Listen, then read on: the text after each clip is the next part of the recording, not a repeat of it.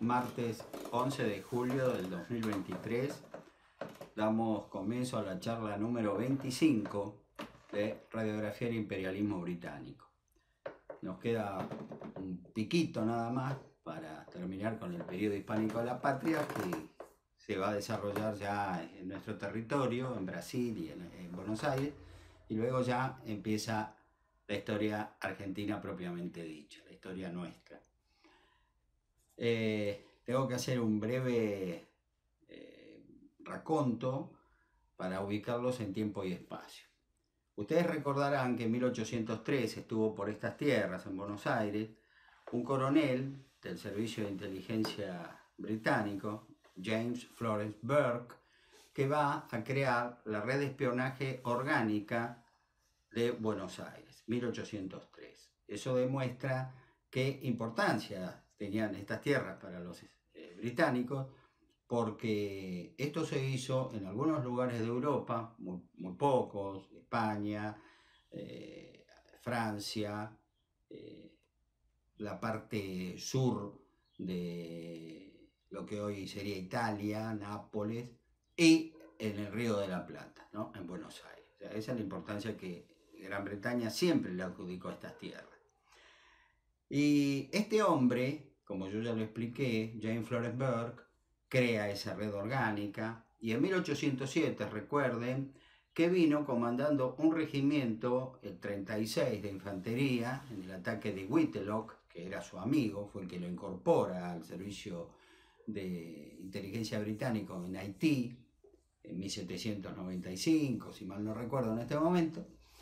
La cuestión que este caballero, que a no dudarlo fue el más grande espía británica de todos los tiempos, no fue James Bond, fue James Florence Burke. Este hombre, estando en España, es el que se da cuenta de lo que va a ocurrir entre España y Francia contra Portugal, y da ese informe a los británicos que le permite a una flota armada británica fondear frente a Lisboa e impedir, recuerden, a los reyes de Portugal y los nobles, el número de 10.000 se querían escapar al Brasil, no les dejaban zarpar, como ya lo he hablado, hasta tanto no se firmaran una serie de acuerdos comerciales leoninos a favor de los británicos, que los portugueses, aterrorizados por el avance de las tropas napoleónicas, tuvieron que hacer, ¿no es cierto? Entonces, ya contamos en las dos charlas anteriores, la 23 y la 24, que llegan a Río de Janeiro el príncipe regente Juan y su esposa, Carlota Joaquina, hija del rey de los reyes de España, que se llevaba muy mal, que cada uno tenía su vida privada, que era bastante escandalosa. Él se va a instalar en el norteño Palacio de San Cristóbal, y ella, Carlota Joaquina, en el pequeño y humilde Palacio de Botafogo, que yo ya expliqué que por ahí nació un club de fútbol brasileño que es muy conocido. Carlota Joaquina, como su papá Carlos IV y su hermano Fernando VII están prisioneros de Napoleón, bueno, tiene la idea, otros también le ayudan a que tenga esa idea, de pretender coronarse como una especie de regente en el Río de la Plata. Y así van a hacer lo que nosotros conocemos como carlotismo. Bueno, tuvimos un pequeño inconveniente, así que continúo. Coronel Burke es enviado a Madrid por el Servicio de Inteligencia británico para ver qué está pasando con que siguen entrando tropas francesas a España, y él se va a dar cuenta, porque era una persona muy inteligente y con grandes contactos dentro de la corte, que Napoleón va a invadir España. No contento con haber conquistado ya Portugal, le toca ahora a España. Y eso valió mucho. Habla con los reyes españoles, con Carlos IV y su esposa, les trata de decir, miren, los van a atacar, traten de hacer como los portugueses, escápense hacia América, pero eso no va a ocurrir. Sin embargo, la reina, muy agradecida por lo que este hombre fue a advertirles, y sabiendo que había advertido, porque él se lo explica, a los británicos que iban a invadir Portugal, lo que permitió en debido tiempo y forma el escape de su hija, la esposa del príncipe de Portugal, que era Carlota Joaquina, le redacta una nota para su hija y le dice: Coronel Burke, si usted en algún momento tiene la oportunidad de ir a Río de Janeiro, le pido que por favor le entregue esta carta a mi hija, en la cual yo la encabezo diciendo que el portador de la presente es un amigo de tus padres, ¿no? De los reyes de España, Carlos IV y ella. Burke va a sacar buen partido de esta carta, como vamos a ver en su momento. Bueno, producido el ataque napoleónico contra España, habiendo asumido José I, el falso Pepe Botella, como ya lo expliqué, mientras se está combatiendo, Burke es enviado al Río de la Plata para enterarse de algo que ha ocurrido en Buenos Aires. ¿Y qué es lo que ha ocurrido? Ahora vamos de vuelta a lo que pasó en nuestras tierras. Recordemos que en 1807 es ratificado en el cargo de virrey interino del Río de la Plata el teniente general de la Armada, don Santiago de Liniers, que es francés. Pero al año siguiente, en 1808, al producirse la invasión napoleónica por los franceses, y claro, los políticos de la Junta Gubernativa de Sevilla empezaron a decir: no podemos tenerlo a Liniers, un francés, de virrey en el Río de la Plata, vamos a tener que cambiarlo. Mientras tanto, Liniers, que se da cuenta de su débil posición, ha enviado un mensaje de salutación muy importante a Napoleón Bonaparte, que lo va a llevar, y yo les pido que por favor no se enojen conmigo, no maten al cartero, porque yo sé que esto es a veces muy complicado de explicar. Él era el amante, recordemos, de la Perichona, ¿no? De la agente, de la espía, de la agente británica, pese a ser francesa, la mejor que había dejado Burke en Buenos Aires. Liniers se había transformado en el amante de esta mujer, conocida históricamente como la Perichona, que tenía un hermano. La Perichona tenía un hermano que se había enamorado, o algo parecido, con una de las hijas de Liniers, y se iba a casar con la hija de Liniers. O sea, Liniers era el amante de la Perichona, su hermano iba a ser su yerno. Yo sé que es medio complicado, vuelvo a repetir, no se enojen conmigo, es la historia que nos tocó. La cuestión que Napoleón recibe esa carta de Santiago de Liniers, un francés que ha vencido a los británicos en 1806 y 1807, y de inmediato llama a un noble francés llamado Sassenet, el marqués de Sassenet, y le dice: usted lo conoció a Liniers, ¿no? Sí, su majestad, lo he conocido. Ah, bueno, perfecto, acá tienen los papeles, todo.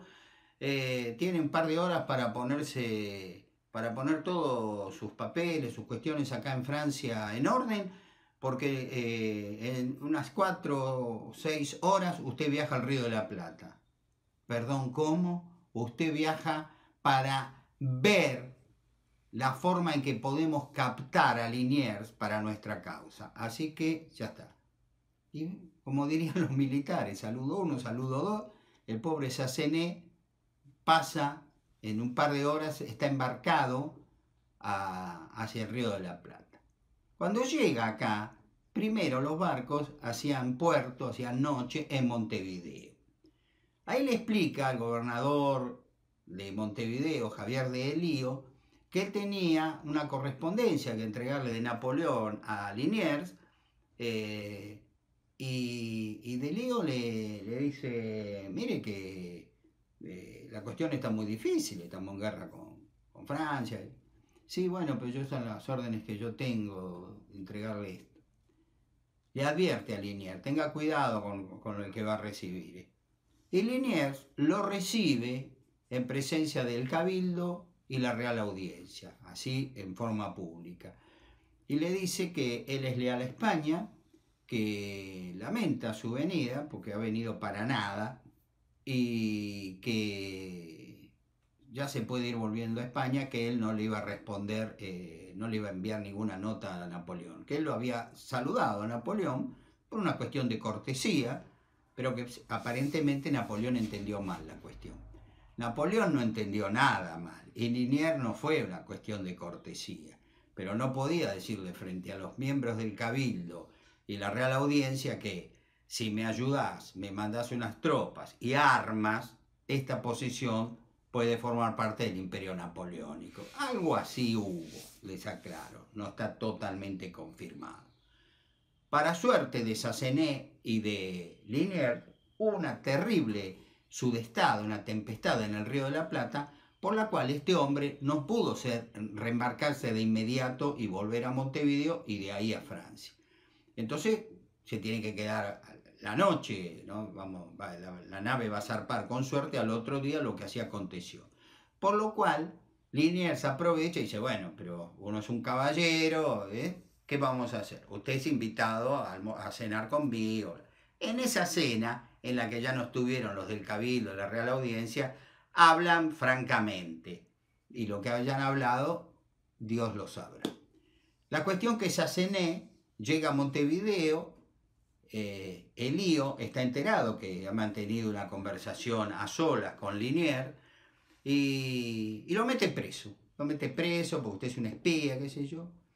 Y Sassenet, pobre, que no daba, como dice el dicho, pie con bola, se escapa de la prisión, lo vuelven a apresar, lo vuelven a mandar a la prisión, y después de producida ya la invasión napoleónica a España, lo van a intercambiar con un par de prisioneros españoles, y así este hombre logra llegar a Francia, donde presenta el informe de su accidentada misión. En nuestra historia se la conoce como la misión del Marqués de Sassenet, y Napoleón apenas lee los papeles, porque ya son cosas viejas, lo despachó sin siquiera darle las gracias, lo cual no habla nada bien de Napoleón. Ustedes se habrán percatado que yo tengo una gran admiración en muchos aspectos sobre la figura de Napoleón Bonaparte, pero en esta oportunidad estuvo muy, muy mal. Le afectó la vida a un ciudadano francés, lo mandó en una misión que le pudo haber costado caro, aparte de estar presa, lo pudieron haber matado, y cuando vuelve, le dice, esto es bueno, está bien, chao, a otra cosa, mariposa. Así son las cosas de los hombres del poder. Muchas veces se transforman en déspotas, ¿no? Aún quizás sin quererlo. La vorágine de los acontecimientos los va llevando a eso. Pero los ingleses quieren saber qué dijo, qué hablaron Liniers y Sassenet. Y entonces mandan a su mejor espía, a Burke. Burke llega primero a Río de Janeiro, se entrevista con Carlota Joaquina y le entrega la carta que ha escrito su madre. Imagínense, la princesa cuando lee esa carta, por favor, Burke es un amigo, pero de la casa. Lo provee de dinero, lo provee de un montón de cosas, y manda y le dice, lo que usted necesita, usted lo va a tener de parte de Portugal, que están exiliados ahí en la corona portuguesa, están exiliados en Río de Janeiro. Llega Burke queriendo pasar por un simple diplomático, y Liniers le dice, lo atiende de muy mala manera, dice, yo sé quién es usted es un espía, y le dice cualquier barbaridad, cualquier cosa, y ya mismo se vuelve, acá yo no lo quiero un minuto más en Buenos Aires. Burke, molesto por el fracaso de su misión, cuando está por subir al barco, le envía una notita a Liniers y le dice: yo seré todo lo que usted ha dicho y mucho más seguramente, pero usted, vamos a decirlo en livianito, usted es un tonto de capirote. Su querida amada, la Perichón, es una espía británica. Yo la convoqué al servicio secreto junto a su marido, que se escapó en 1806, no sé si se acuerda, y le dice algo todavía peor. Y antes de ser su amante, fue mi amante. Así que, saludos. Cuando Liniers recibe la nota y se da cuenta del papel tan estúpido, tan ridículo que había mantenido, porque él estaba enamorado de la Perichona, abatido, enojado, la expulsa en el primer barco que zarpa de Buenos Aires, ¿no? Porque se siente totalmente humillado, traicionado por esa persona, que él sabía que muchas cosas que él le contó en la intimidad, esta mujer se la pasaba a los británicos. Y así fue como la Perichona llega a Río de Janeiro, donde enseguida de llegar, era una mujer muy bonita, muy audaz y sin moral alguna, empieza a trabajar en la profesión más vieja del mundo, la prostitución. Pero eso sí, no para... había que pagar buen dinero. Y uno de los que va a pagar buen dinero va a ser el almirante británico Sidney Smith, que por una cuestión que genera la Perichona, que no tengo tiempo de explicarle porque esto si no es un culebrón mexicano, con el embajador británico en Río de Janeiro, que se ha trasladado de Lisboa a Río de Janeiro, Lord Stamford, Sidney Smith pasa a ser un enemigo terrible de Lord Stamford a través del problema de la Perichona que tienen con Carlota Joaquina. ¿Y por qué tienen ese problema estas mujeres? Y porque ambas se disputan a muchos hombres, a los mismos hombres. Carlota Joaquina nunca tiene que pagar por los favores, ¿no? O cobrar por los favores. La Perichona sí, pero como la Perichona es más bonita, tiene más clientela, digamos así. Y lo más increíble de esta confusión, porque esta parte sí que es una madeja muy difícil de entender, a mí me costó mucho tiempo, porque leía Sidney Smith y después Sidney Smith con una E al final. Y aunque parezca mentira, aunque usted no lo crea, como decía Ripley, el almirante Sidney Smith y Sidney Smith, que es Lord Stamford, se enfrentaron en una ciudad llamada Río de Janeiro por una cuestión de espionaje y una cuestión de polleras. Más no me puedo extender porque no es el objeto de estas charlas, hablar del chusmerío de este que les estoy contando muy brevemente, pero es bastante interesante. La cuestión que ese escándalo en Buenos Aires, al enterarse, es pueblo chico, infierno grande, que la Perichona había sido una espía británica, la amante de Liniers, ya eso colma el vaso. Hay que sacarlo a Liniers urgente del virreinato del Río de la Plata. Y todo lo bueno que él hizo pronto se va a olvidar. Eso es una constante en la historia nuestra, ¿no? Lamentablemente. Ya no, lo vamos a ver cuando analicemos la Guerra de la Independencia con el general Belgrano, que salva a la patria en la batalla de Tucumán, consolida la victoria, digamos, en Salta, pero luego como pierden Vilcapugio y Ayohuma, no, vení para acá que te vamos a juzgar por las derrotas. Las victorias se olvidaron fácil, rápidamente. Lo mismo le pasó a Liniers. Las victorias de 1806 y 1807 se olvidaron porque vos sos francés y aparte tu amante era un agente británica, así que vos a tu casa.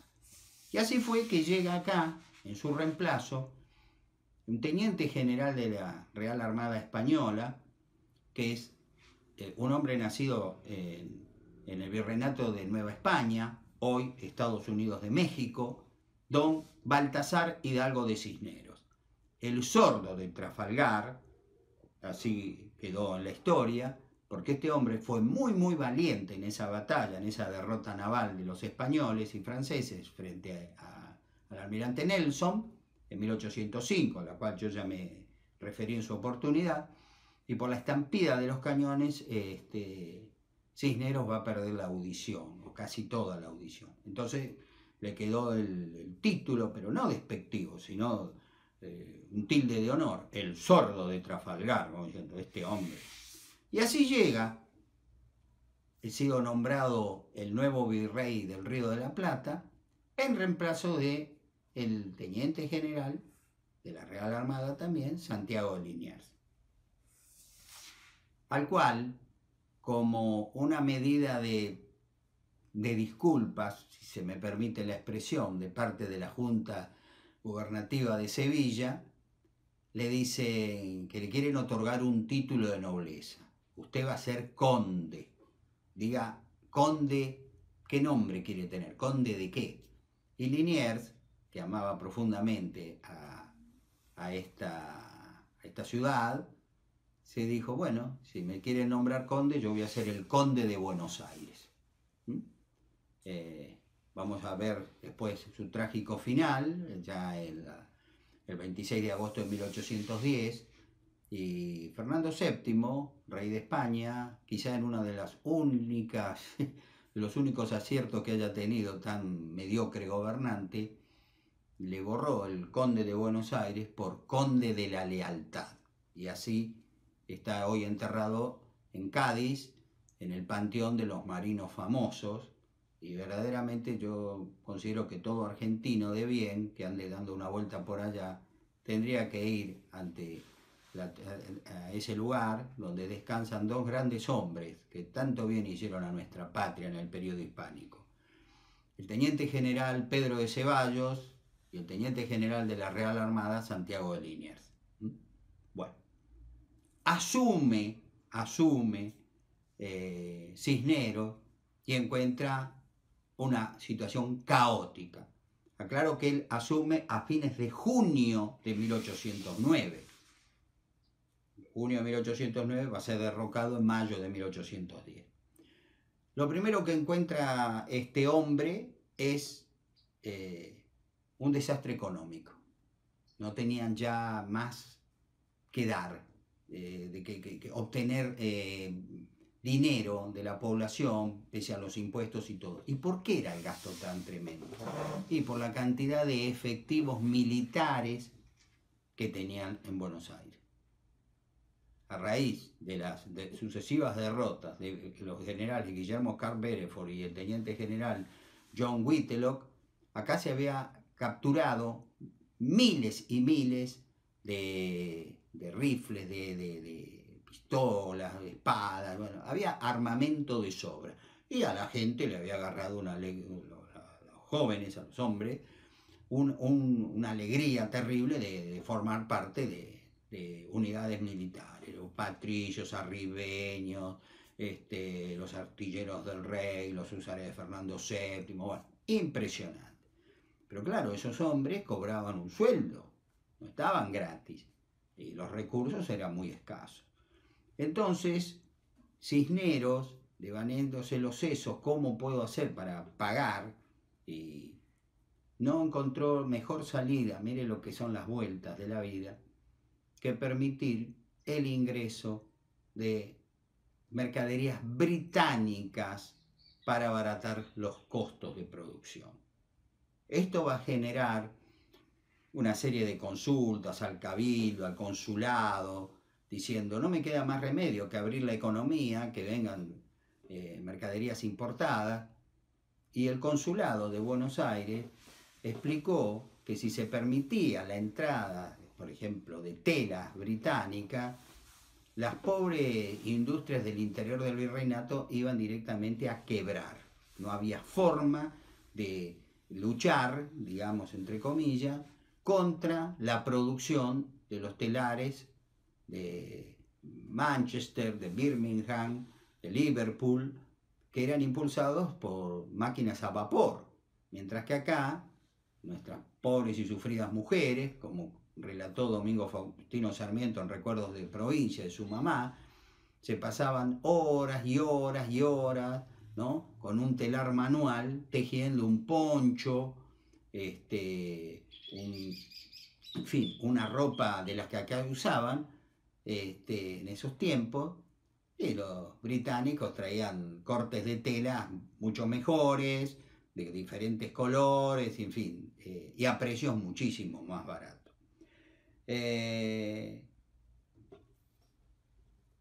Cisneros se va a resistir mucho tiempo a eso, y no le va a quedar más remedio que decir, pero señores, yo no tengo con qué pagar los sueldos, no solo ya de los militares, tengo que pagar sueldos de la administración, no tengo dinero, tengo que conseguir dinero de algún lado. Cuando estaba todo, que no sabía qué hacer, un abogado, el mejor abogado de la ciudad de Buenos Aires, llamado Mariano Moreno, al cual me voy a referir en extenso, toma la defensa de un ciudadano que dice que hay que abrir el comercio.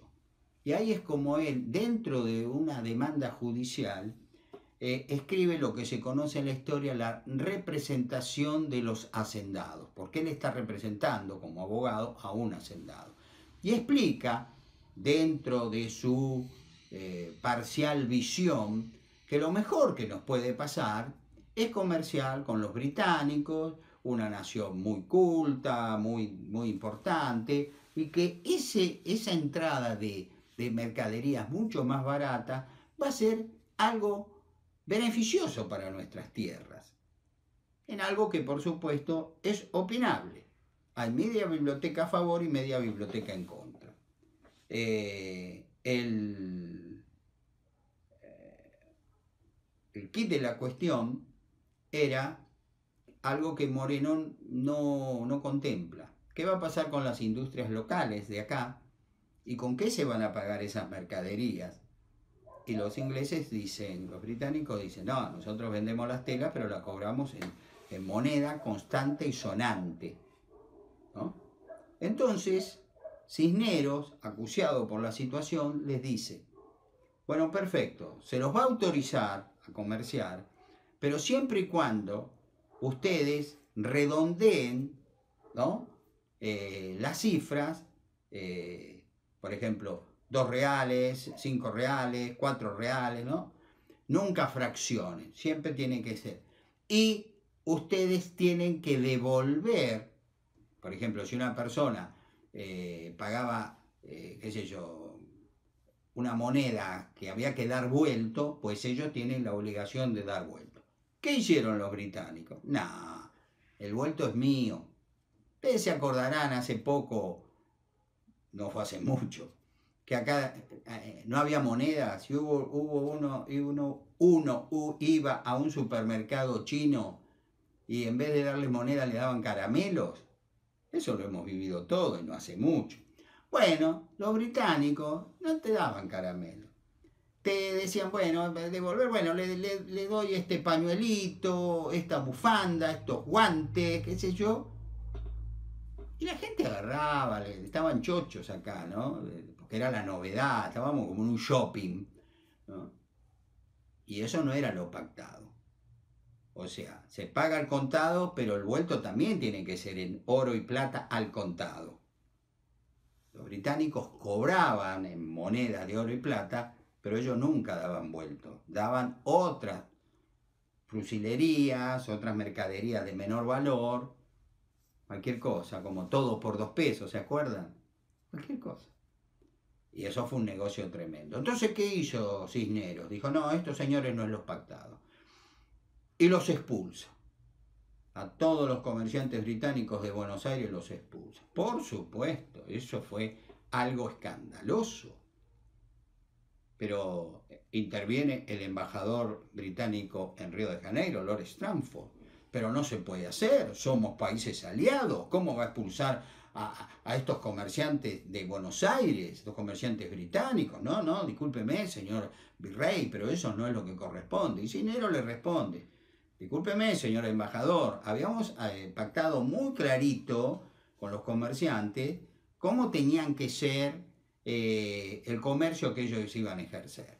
Y verdaderamente se han burlado de nuestra nueva fe, por lo cual ratifico su expulsión en muy poco tiempo. Bueno, Stratford, por varias notas que va a interceder, logra estirar la expulsión, escuchen bien, hasta el 19 de mayo de 1810.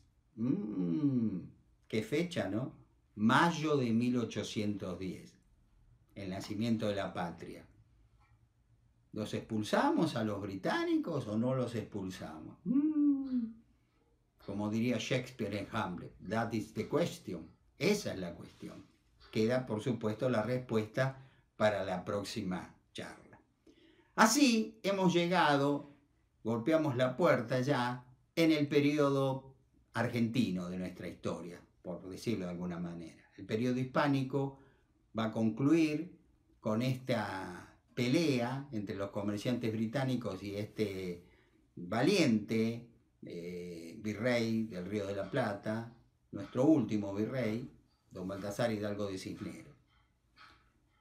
Yo pienso que con una España ocupada por Napoleón, con un virrey que no tenía dinero y tuvo que pactar con el diablo, es decir, con los comerciantes británicos, con los militares armados hasta los dientes y que la mayoría no dejó los cuarteles ni dejó el uniforme, estaba todo listo para la gran aventura.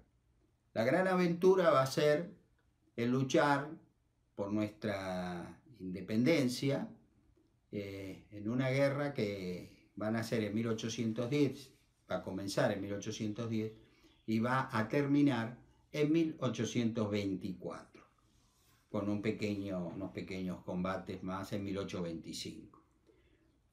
Fueron 3 lustros, redondeemos la cifra, de grandes sacrificios de hombres y mujeres de nuestra patria que dieron todo por la libertad.